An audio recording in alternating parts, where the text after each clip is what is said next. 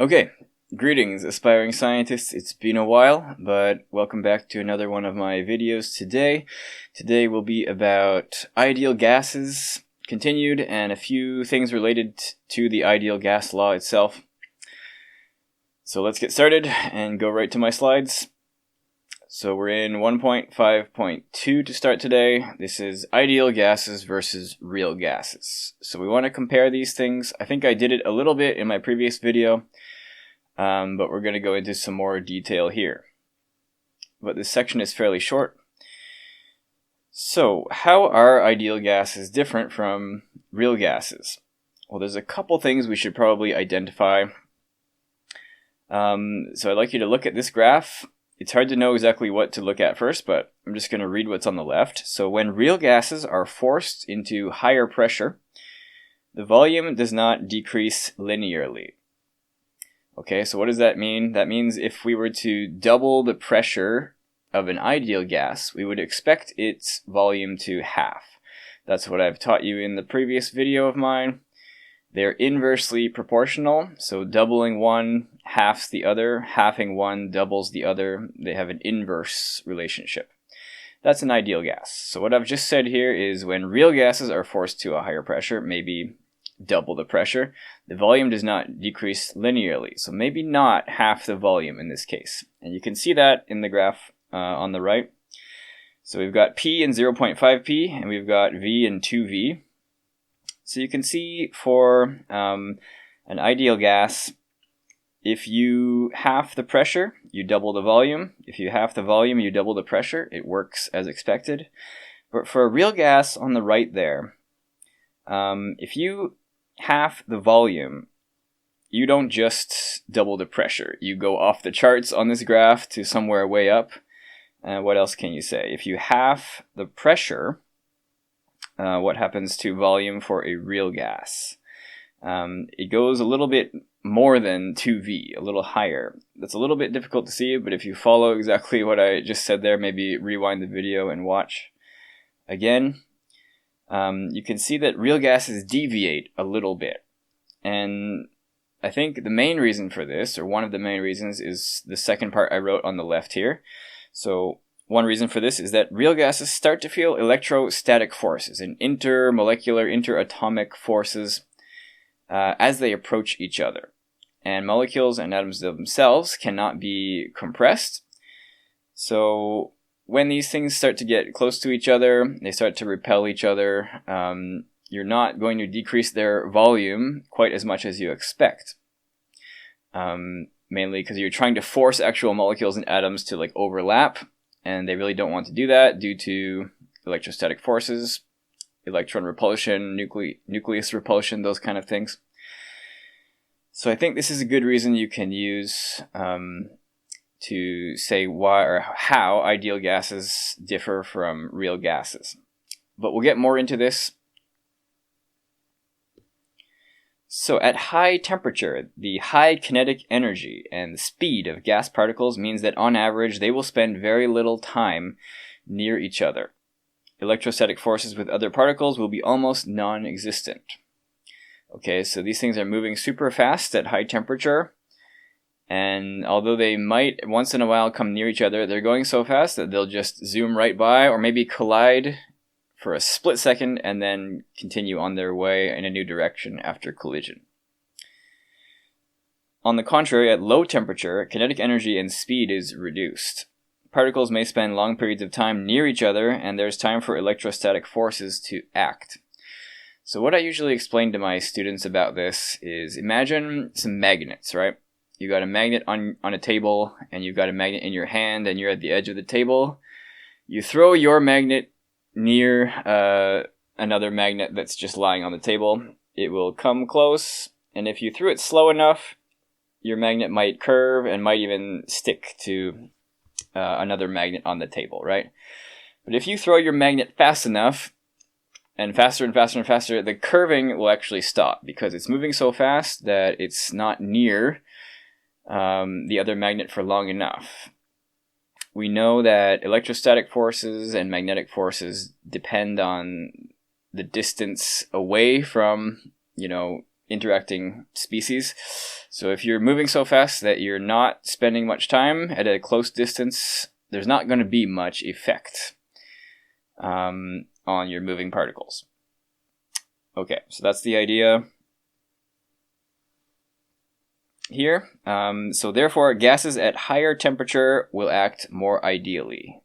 We don't want them to spend much time near each other if we're trying to have an ideal gas. Otherwise, they'll start to feel electrostatics and repulsion and attraction for different areas of nearby molecules. Okay, higher temperature, more ideal gas. What about pressure? At high pressure, this is what I somewhat explained with the graph 2 slides ago. At high pressure, the gas particles are at high concentration, and by concentration I mean particles per unit volume. So the volume of the atoms and the molecules themselves become a significant percentage of the total container volume. The particles cannot be compressed, so pressure is no longer inversely related to volume. Okay, so high pressure basically means there's a lot of particles in the container space, and there's not much empty space. Okay, there probably still is, but relatively, compared to low pressure, the percentage volume of the atoms and particles themselves take up significant percentages. It might be 0.01 or 0.1 or 1% as you get to really high pressures, but those numbers become significant for calculations. Alright, then in green here, at low pressure, the gas particles are at low concentration. The volume of the container is much larger than the total volume occupied by the gas particles. In this case, when volume or pressure is changed over small scales, they are inversely related. Okay, so that's what we want for an ideal gas, an inverse relationship between volume and pressure, because when the volume's decreased, it's just the empty space of the container that decreases, really. We don't have to worry about the volume of the particles. They're still insignificant. You know, something like less than 0.001% probably will not affect our calculations. Therefore, gases at lower pressure will act more ideally. Alright, let's summarize that. If an ideal gas is desired, the molecules or atoms must be kept far apart and prevented from interacting with each other. Okay, and an ideal gas is often desired, especially for us high school students and teachers, because it means we can use a lot of the simple math equations, like all the equations I taught in my last video, and the equations I'll teach later in today's video. So the ideal conditions for this are high temperature, low pressure. The atoms or molecules must be moving fast enough to pass each other quickly. They must have enough space so that their own volume does not become a significant factor in interactions. Alright, high temperature, low pressure, ideal gas. Conversely, if you go low temperature, high pressure, you're going to have what's called deviations from the ideal gas parameters and equations and things. You can't use the ideal gas equations as they are in those conditions. Alright, so that's all for 1.5.2. Let's go to 1.5.3 for a very quick lesson into molar volume of an ideal gas. Alright, so just look at this picture for a minute.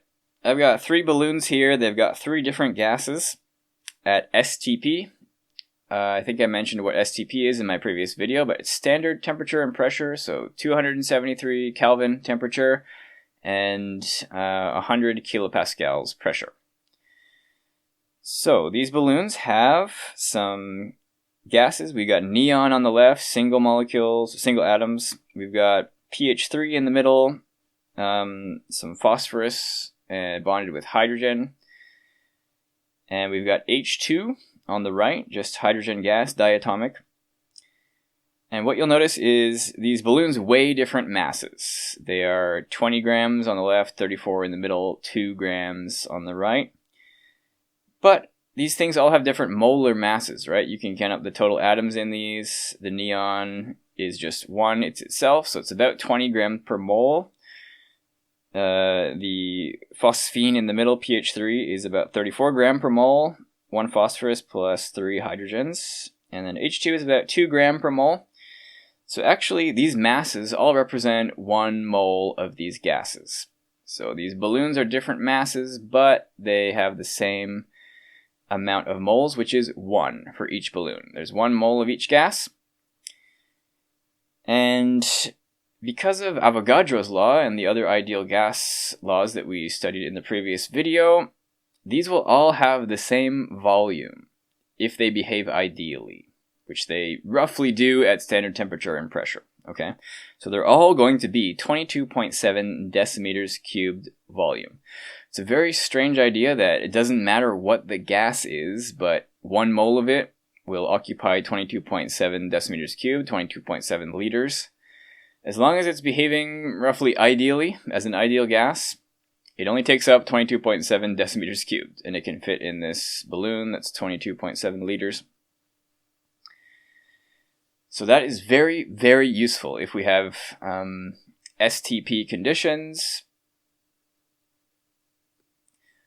We can use something called the molar volume. We'll label that big V subscript m. We can say that the molar volume of an ideal gas is Vm equals 22.7 decimeters cubed at STP, standard temperature and pressure. So if we have 1 mole at 100 kilopascals and 273.15 Kelvin, that's STP, then that means we've got 22.7 decimeters cubed. And that means that we should be able to know the number of moles of any ideal gas if we know how much volume it occupies. And we can express that mathematically with the equation below. Number of moles in mole equals volume of gas in decimeters cubed divided by what we will call the molar volume Vm, 22.7 decimeters cubed.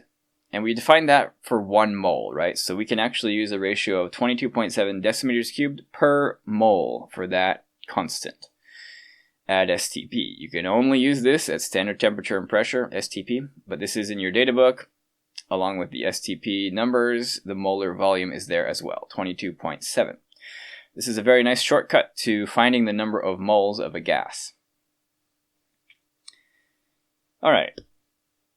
Practice question perhaps. A 2 decimeters cubed sample of an unknown gas at STP has a mass of 2.47 grams. Determine the molar mass in grams per mole of the gas and suggest an identity for the gas. All right. So we haven't really seen a question like this before in my videos, but using the molar volume we can take some shortcuts and get there. Okay, so we'll want to use the equation I just had on the previous slide.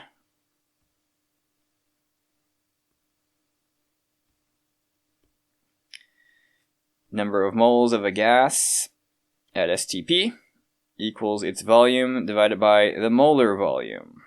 So its volume is 2 decimeter cubed. And the molar volume is always 22.7 decimeter cubed per mole at STP. So that gives us 0.0881 mole. So that's nice, but the question asks us to determine the molar mass in grams per mole. So the molar mass in grams per mole comes from a mass divided by the number of moles that provides that mass, N. So the question gives us a mass, 2.47 grams, divided by 0.0881 mole. And we'll get about 28.03 sig figs gram per mole. So what could this be? You kind of got to think about this if the question asks you to identify what this gas is. So you can go to the periodic table and look at single elements that would produce 28.0 grams per mole, or 28 atomic mass units, and be a gas at STP here. And I don't think you'll find very much. So then you've got to consider, well, what diatomic gases are there, or what combinations of atoms could I have? And I think probably the easiest and best thing to suggest here is this could be nitrogen gas, N2. Because one nitrogen is 14.01 gram per mole. So 2 is about 28. Say roughly equal to 28. So this could be N2. And I do see this type of question appear fairly often. Okay, what else do we have? Another question here. Determine the molar mass of an elemental gaseous substance that has a density of 1.429 gram per decimeter cubed at STP. Identify the element and if its molecules are diatomic. Okay, this type of question really throws off students a lot. My students often really don't know how to start. So 1.429 gram per decimeter cubed.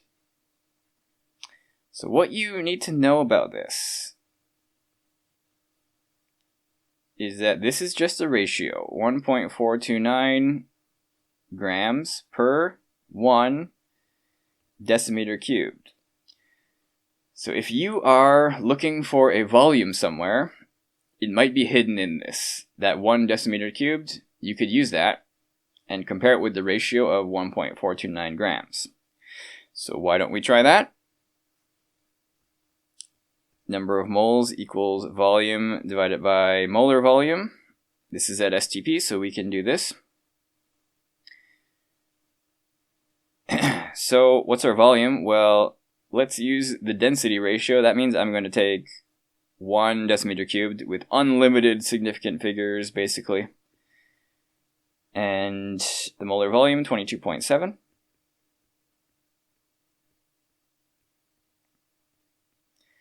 So that's going to come out to 0.04405 roughly. Moles. Now again, we need to identify the element. That means we probably need its atomic mass and molar mass. So molar mass is mass per moles, grams per mole. We do have a mass that we're comparing this density to. It's 1.429 grams per decimeter cubed, but we found that 1 decimeter cubed here is 0.04405 moles. So that's going to come out to 32.44 gram per mole.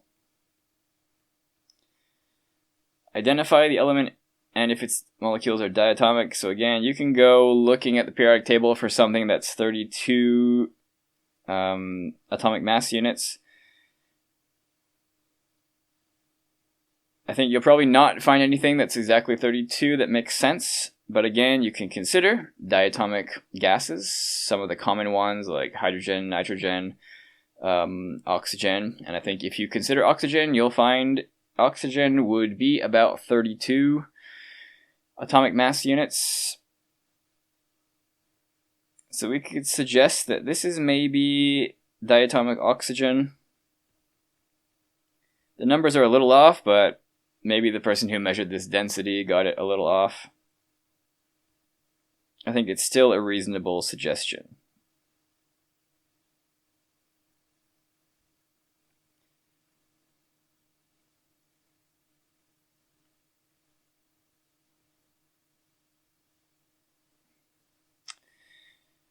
Okay, so you get your molar mass or your atomic weight. You try to find what single thing or what combination of things could produce that molar mass or atomic weight. Okay. Now, we'll move on to the combined gas law and combine everything together. So, what I've taught you in my previous video. Pressure is proportional to temperature. Pressure is proportional to 1 divided by volume, or inversely proportional to volume. Volume is proportional to temperature. Volume is proportional to moles. All of these things are the various gas laws I taught in my previous video. Now, we can put all of these together into a lumped up proportionality, and we could say something like pressure times volume is proportional to number of moles times temperature. There's many forms that you could write this in, like you can write this as pressure is proportional to NT divided by V. That's also true. You could write V is proportional to NT over P. It just depends on how you're rearranging these things. Proportionality equations can kind of be manipulated just like regular math equations. So if we consider PV proportional to NT, well, if you guys remember my math and science communication video, the way that we convert between a proportionality and an equation is we change the proportionality sign to an equals, and we include a constant on the right side. So PV equals some constant labeled with a K usually, times the number of moles times the temperature. And that means that if we solve that equation now for the constant number is equal to PV divided by NT. Pressure times the volume divided by the number of moles times the temperature. Now this constant K is a constant, okay? Doesn't matter what the pressure, volume, number of moles, or temperature are. If the gas is behaving ideally, this constant is constant, okay? A non-changing number. For all temperatures, pressures, volumes, and number of moles. So that's a really important idea. And sometimes you'll even have just a set sample of gas, right? And it's a constant number of moles as well. So sometimes this constant includes the N as well. But let's build on this.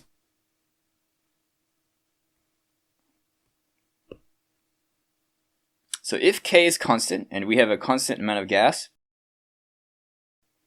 we can set up useful equations. So we know any sample of gas, its pressure times its volume divided by its temperature divided by its number of moles is a constant. But if we just have a set sample of gas with a non-changing number of particles, non-changing number of moles, we can actually include the N with the constant itself. So we've got P1 V1 over T1 equals number of moles times that constant K. But if we change and mess around with those pressures and volumes to get new ones, P2 V2 over T2. The interesting thing is that will equal the same constant NK as it did before with P1 V1 over T1. So you can actually cut out the middle part of this equation, NK. You don't even need to solve for that most of the time. You can just have P1 V1 over T1 equals P2 V2 over T2. So even if the number of moles and the proportionality constant are unknown, this can be solved if enough variables are known. So if you know 5 of these P, V's, and T's, you can solve for the 6th one. This is kind of a 6-variable equation. So some practice. A weather balloon filled with 37.0 decimeters cubed of helium at 25 degrees C and a pressure of 100.0 kilopascals is released from a research station on the ground. The balloon eventually reaches an altitude of 35,000 meters, where the pressure is only 525 pascals and the temperature is minus 54 degrees C. Calculate the volume of the gas in the balloon under these conditions. Alright, so from my previous slide, I had P1 V1 over T1 equals P2 V2 over T2. Now what are we trying to solve for here? It's really the volume under the new condition. That's V2. So you can do it one by one or you can do it all at once. We want to get the P2 and T2 on the same side as the P1, V1, and T1. So this will be P1, V1, then T2 on the top as we are multiplying both sides by T2. Then what's on the bottom here, T1 would remain there. And then we would divide by P2. Alright, so this is how you would solve for our final conditions volume. We can then just put the numbers in P1. So you can actually use various units here. It's not that restricted, but you want to make sure if you've got P1 and P2 on the right side here, they have to be the same units. So let's do pascals, 100,000. And that had 4 significant figures. I'm just going to underline that 4th digit. V1, what was that? 37.0 decimeters cubed. That's a fine unit to use. That means my output volume here, V2, will also be output in decimeters cubed. T2, final temperature conditions. So do I use minus 54? No. Just like with, Charles' law or Boyle's law, whichever one uses temperature before. When I told you in the previous video that you have to use Kelvin temperature, same rule here. Got to use Kelvin. So, plus 273, that will bring us to 219, roughly, Kelvin. 54 plus 273 equals 219.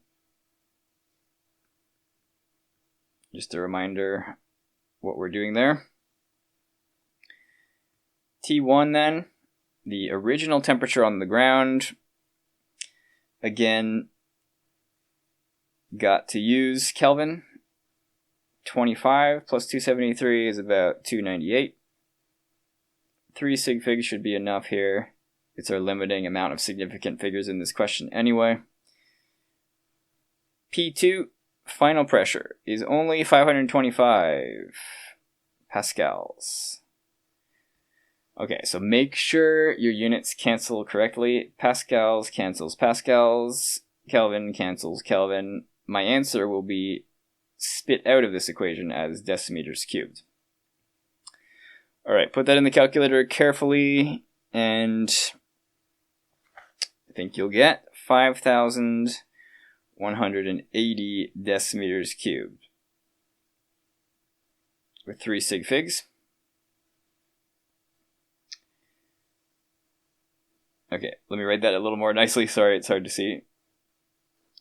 5,180 decimeters cubed when we write the answer with 3 significant figures.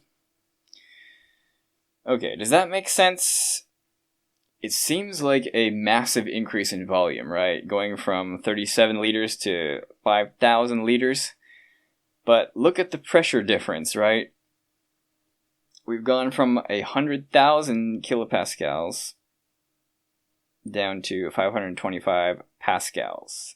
That's a huge drop in pressure, and the volume needs to compensate for that. We've also gone down in temperature, but that effect ended up being not as big of an effect. Okay. So that's how I would do this kind of question. Let's move on.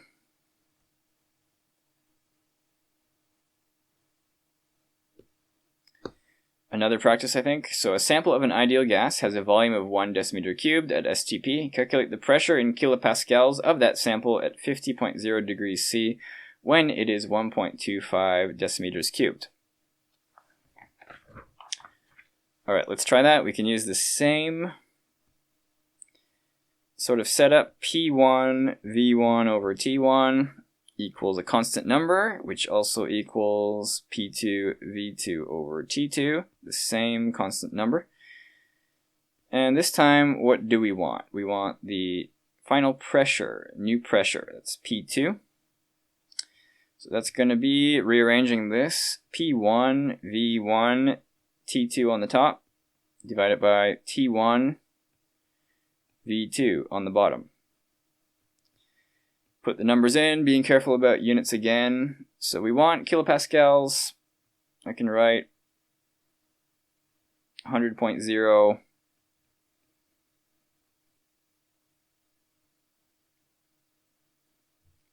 volume 1, 1.00 decimeter cubed. temperature 2, 323 Kelvin. Temperature 1 at the start was STP. We can just say that that is 273 Kelvin. V2, so that sample later at 50 degrees is 1.25 decimeters cubed.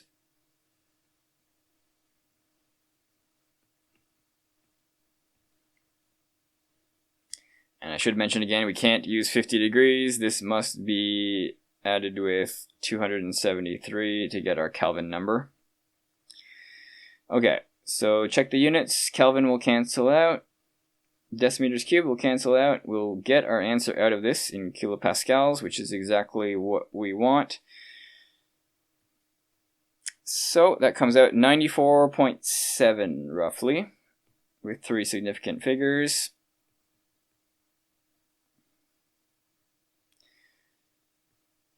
So does that make sense? We've had a little increase in volume and a little increase in temperature. But it's hard to know which of those will win. I think it's reasonable that it hasn't changed too much. If it was at STP at 100,000 kilopascals, now it's at 94.7 thousand, I think it's still reasonable. All right, let's move on.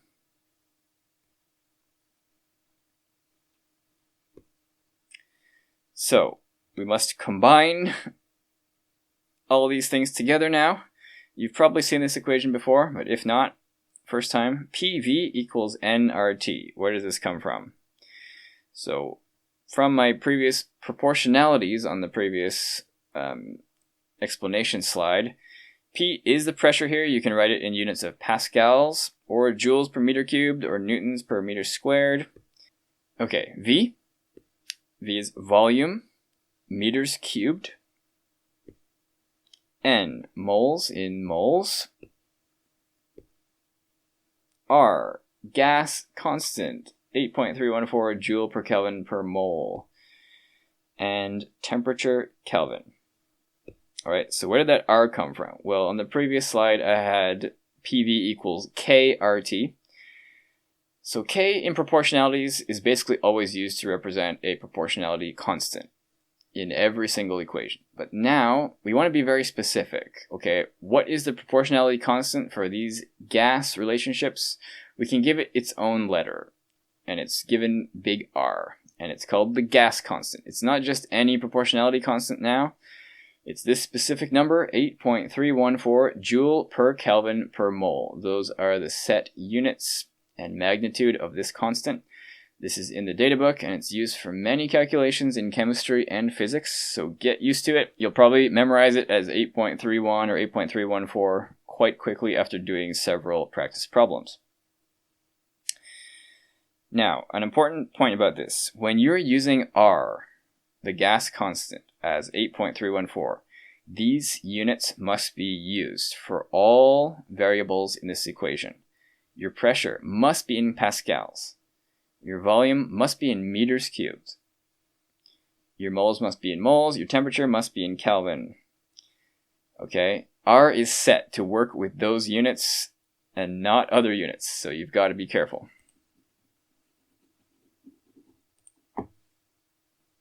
Alright, so with that in mind, I want to propose another way to consider ideal gas deviations and how we've kind of realized about the pressure and temperature things I told you at the beginning of today's video. So here's a graph. This graph has PV divided by RT of some gas on the y-axis, and then we have pressure on the x-axis. So this graph, PV over RT, for an ideal gas, this should always give a straight line of 1 mole, right? PV equals nRT, so PV over RT equals N. So imagine we have a container of 1 mole of gas, if our gas is ideal, it really should give us the straight yellow line here that I'm just drawing. Ideal gases behave this way. However, real gases do not, specifically under the conditions I mentioned at the beginning of today's video: high pressure and low temperature. So, in terms of temperature variation, I've shown these 3 different lines to represent 3 temperatures, and in terms of pressure variation, I've shown on the x-axis here what will happen as we increase pressure. So you can see as we increase pressure, first the gases sort of deviate below the ideal gas line at the beginning here, but then they deviate above it. I don't really have a good explanation of why it goes down and then up, but the point is when we start going higher pressure, this line becomes a curve and not a straight line that represents a set number of moles, N. Okay, so that's unideal or not ideal. What about temperature? So you can see I've got a couple different temperatures here. I've got the high temperature of 900 Kelvin. It's the more flat line. I've got 500 Kelvin, sort of the darker middle line, and then I've got 150 Kelvin. Quite low temperature. Remember, 0 degrees is 273, so 150 is like getting very low into the minus Celsius numbers. And you can see that as we go lower and lower temperature, this curve becomes more and more curved. Alright. So this again shows that high pressure creates non-ideal gases, and low temperature also creates non-ideal gases. If you want to check the reasons for that, you can go back and watch the beginning of this video again. So you can see if we have relatively low pressure and relatively high temperature, that would be the 900 Kelvin section around low pressure here. This is when the real gas behaves similarly to an ideal gas. Okay, it's roughly still a straight line around the yellow line right at 1 mole. So again, that's showing high temperature, the 900K line, and low pressure, close to around atmospheric pressure, 1 atmosphere. Things behave ideally. Okay. Maybe practice questions. Calculate the volume in meters cubed of a balloon filled with 0.500 mole of hydrogen gas at 24.60 degrees C and a pressure of 1.20 pascals. Alright, so we no longer have STP. Standard temperature and pressure conditions have gone away. That means we gotta use PV equals nRT. Because that does not matter what the conditions are. It's always true as long as we have an ideal gas, and hydrogen gas at these temperatures and pressures should be ideal.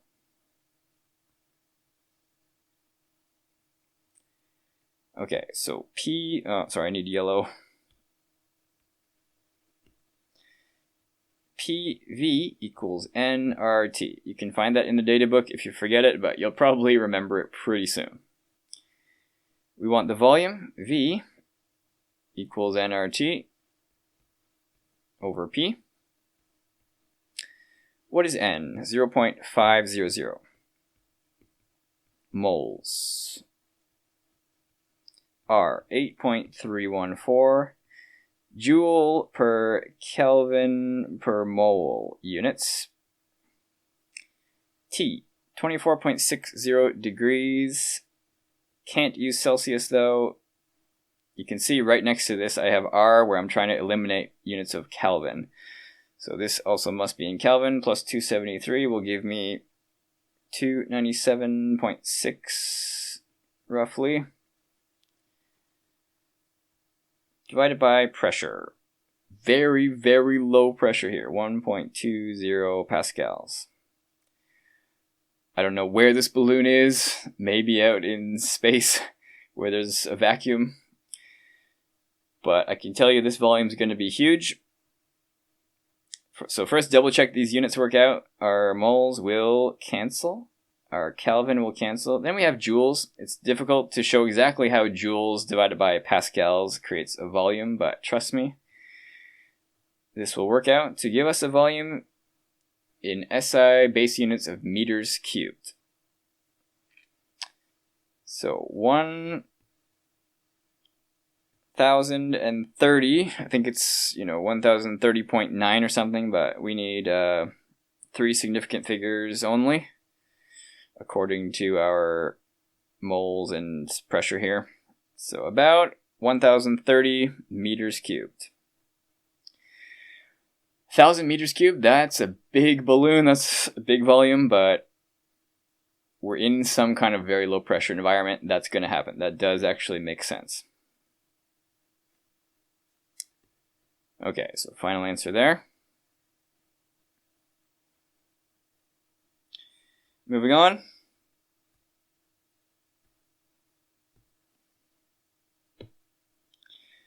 So I just want to let you know that you can make a connection here. PV equals nRT, right? But we also have an equation for n from the beginning of this moles topic. Number of moles equals mass over molar mass. So why not just put that into our equation here instead of n? PV equals little m over big M, mass over molar mass, RT. So if you have 5, or 1, 2, 3, 4, 5, 6, yeah. If you have 5 of these unknowns, or 5 of these variables, you can solve for the final 6th one. And you always know what R is, right? It's 8.314. So really, if you have 4, you can solve for the 5th one.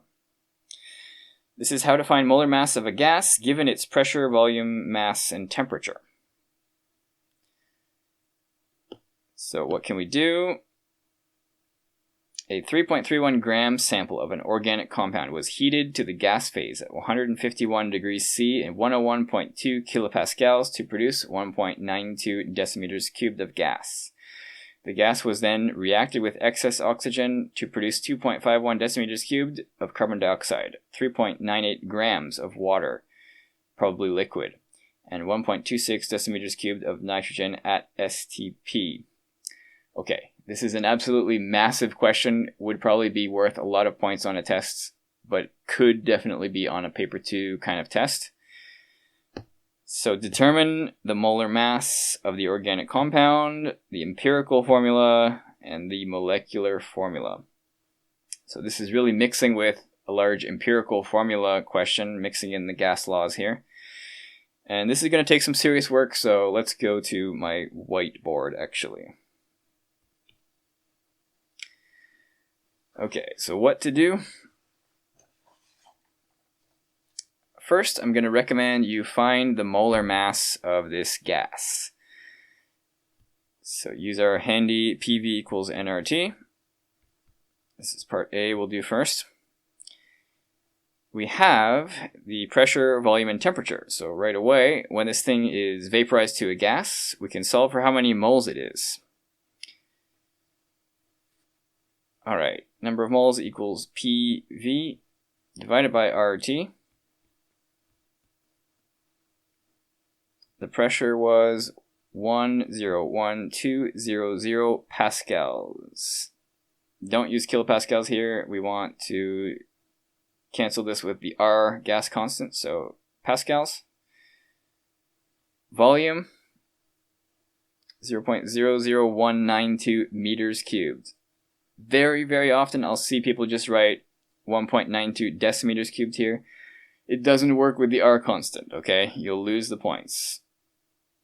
0.0192 meters cubed. Remember that there are 1,000 decimeters cubed in 1 meters cubed, so you would divide 1.92 from the slide question by 1,000. Okay, R, 8.314. Joule per Kelvin per mole. When I see people doing this quickly, they oftentimes don't write the units, they just write the numbers, but that is a surefire way to make a mistake. So unless you're super pro, write these units. Temperature, I think it was given in Celsius, but plus 273 brings us to 424 Kelvin. Okay, So Kelvin will cancel Kelvin.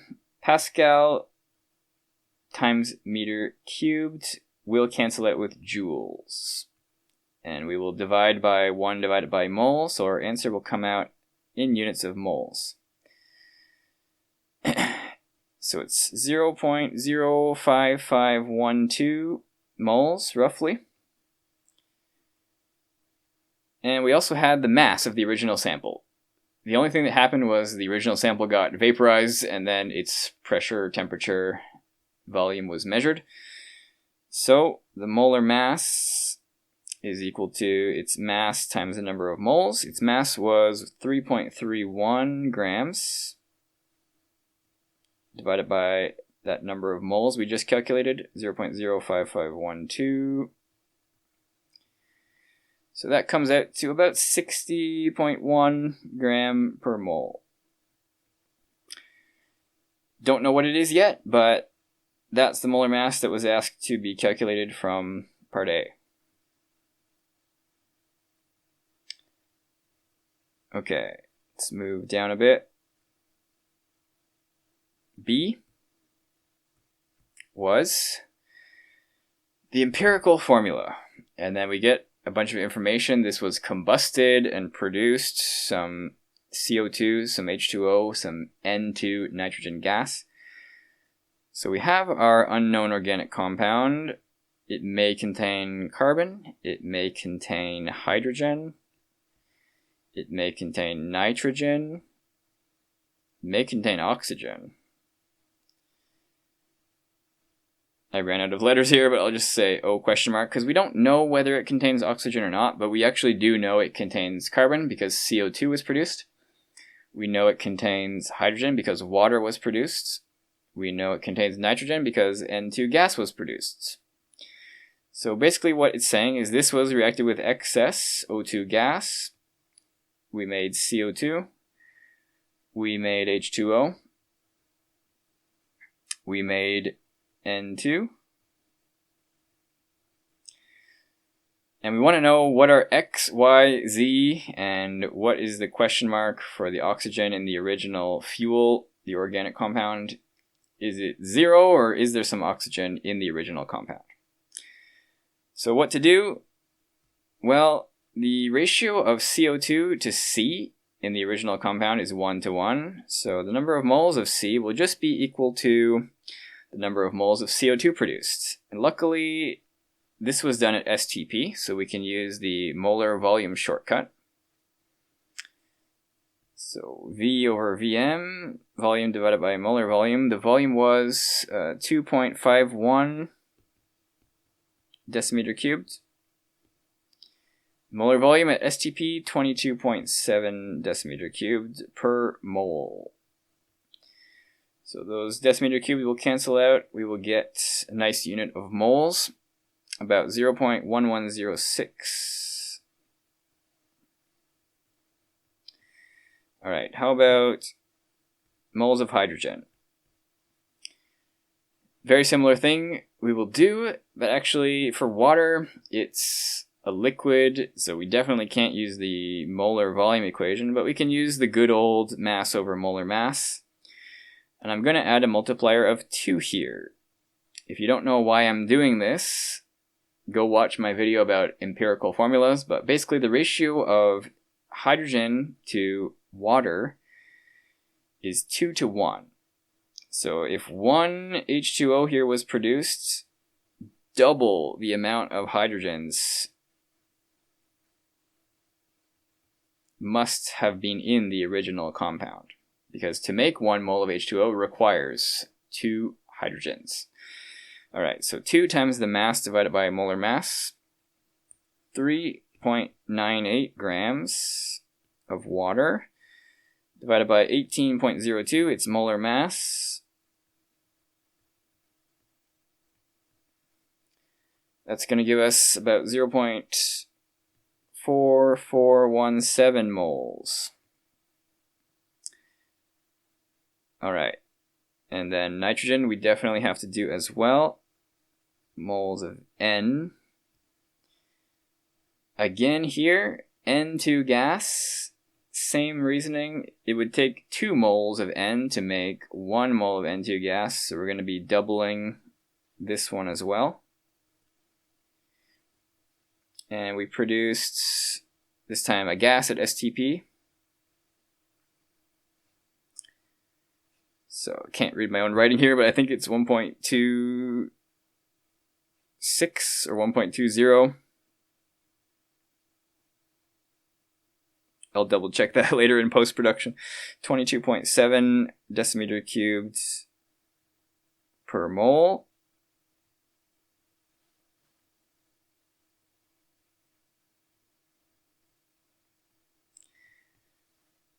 So that will give us 0.1110 moles of nitrogen. Okay. Now, another very good thing to do at this point is check what would the masses of all these moles of carbon, hydrogen, and nitrogen be. So, 0.1106 moles of carbon would be about 1.33 grams. How do I know that? I just multiplied by 12 because the molar mass of carbon is 12 on the periodic table.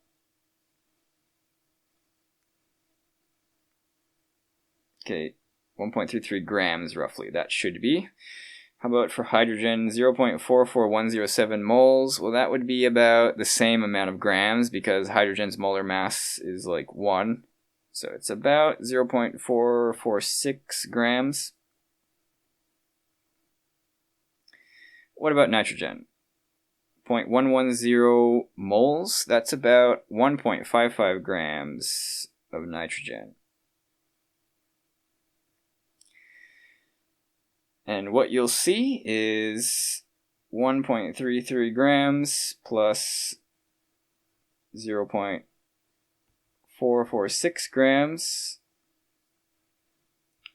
plus 1.55 grams basically equals the mass that we started with. It's 3.32. And that means I know that there is no oxygen in the original organic molecule, in this fuel, because the masses of the carbon, hydrogen, and nitrogen that we calculated already must account for all the mass in the compounds. So there's no oxygen. We just have C, H, and N, and we got to find out how much. So the next sort of final step for the empirical formula here is divide all of these by the lowest number of moles value. Again, if you're lost, go back, watch my empirical formula video. But the smallest one here is 0.1106, so I'll divide this by itself, I'll get 1. I'll divide this by 0.1106, I'll get about 4. I'll divide this by 0.1106, I'll get about 1. The numbers are very close to these integers 1 for 1. So that means I know that my X for carbon in the top left there, I'll rewrite it down here, is 1. So don't write a 1, just don't write anything. Then CH4, N. 1 for N as well. So that's our empirical formula.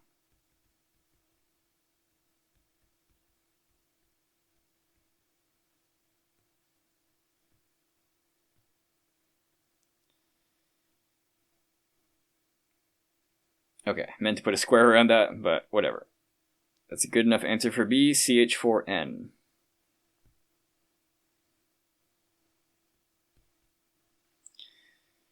Alright, then the very last section here is what's the molecular formula? Well, if the empirical formula is CH4N, what would the molecular weight or molar mass of that compound be? It's roughly 12 plus 4 plus 14. 12 for carbon, 1 for each hydrogen, and then 14 for nitrogen.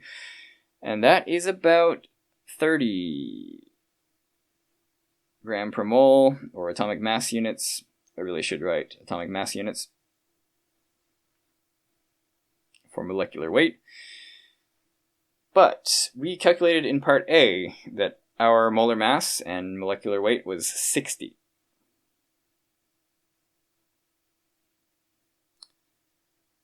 So 60.1 divided by 30 gives us roughly 2, or double.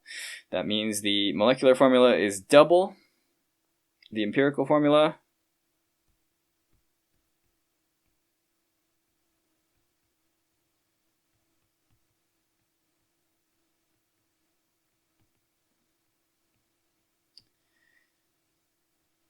So it is C2H8N2. Usually I'd like to give you what that structure might actually be for a real organic compound, for those of you who are a little bit ahead, but I haven't thought about it yet. Maybe you can think about it. Let me know in the comments. C2H8N2. A lot of work to get that done and confirm several things, but that's how it must go. Well done if you followed that whole process. Alright, time to end this video. It's out at about an hour. Tried to promise I wouldn't go over an hour. Okay, we did this. So that brings us to the end of this whole gas laws section. So how does the model of an ideal gas or ideal gas behavior help us to predict the behavior of real gases?